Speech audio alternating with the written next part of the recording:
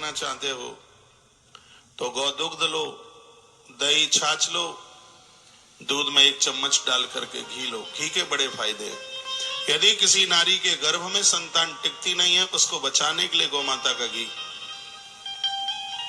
उदर में संतान को बचाने के लिए गौ माता का घी बहुत प्रभावकारी है। अशोक का पेड़ आता है, अशोक के वृक्ष की जड़, उसको पीस करके बिल्कुल बारीकी, एकदम बिल्कुल बारीक पीस करके और गौ घृत में मिलाकर उस नारी को दिया जावे जिसके गर्भ में संतान समाप्त होती है, उसके गर्भ में संतान सुरक्षित रहेगी।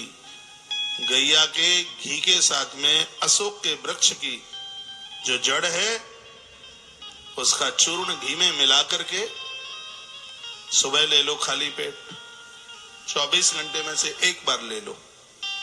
गर्भ में कभी संतान समाप्त नहीं होगी, गर्भ में संतान को जन्म लेने में कोई दिक्कत नहीं होगी। इतना बड़ा प्रभाव है इसका, इतना बड़ा प्रभाव।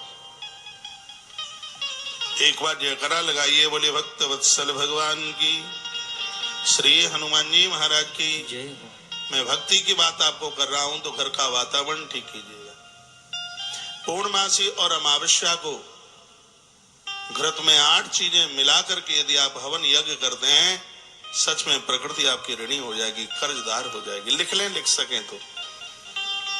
घृत में 8 चीजें मिला करके आहुति पूर्णमासी को और अमावस्या को, देवता और पूर्वज नाचने लगे। आपको तो लिखने की जरूरत नहीं है, आप तो सब गार्गी और मैत्रेयी की तरह है बिल्कुल।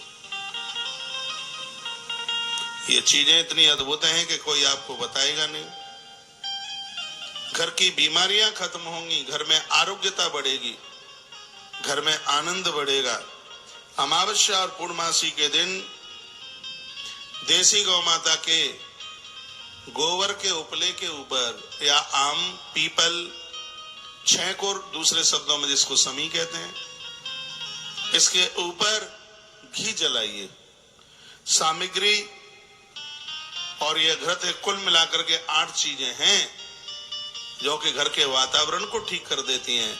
इसमें सबसे पहले देसी गाय का गोघृत है, दूसरा चावल, तीसरा है काला तिल। हवन में काला तिल लिया जाता है, काला तिल। कभी एकादशी पड़ जाती है, आप देवताओं को चावल नहीं चढ़ाते हैं तो उसमें श्वेत तिल लिया जाता है पूजा के लिए। कभी देह से तिल लगाने की बात कही जाती है तो उसका पाउडर बारीका बना करके देह के ऊपर श्वेत तिल के द्वारा लेपन होता है, सफेद तिल के द्वारा। लेकिन जो हवन में यज्ञ में जो तिल डलता है वो काला तिल होता है। तो घृत यानी घी, चावल और तिल और जौ,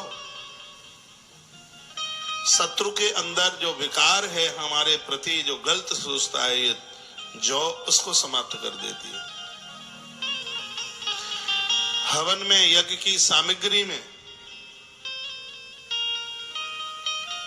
तिल का, जौ का होना इतना जरूरी है जितना कि विवाह होने के बाद नारी की मांग में सिंदूर का होना जितना जरूरी है।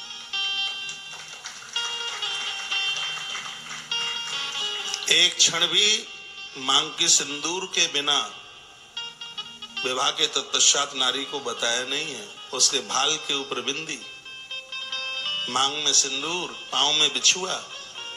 बिछुआ कभी उतारा नहीं जाता। जैसे ब्राह्मण जनेऊ पहनने के बाद में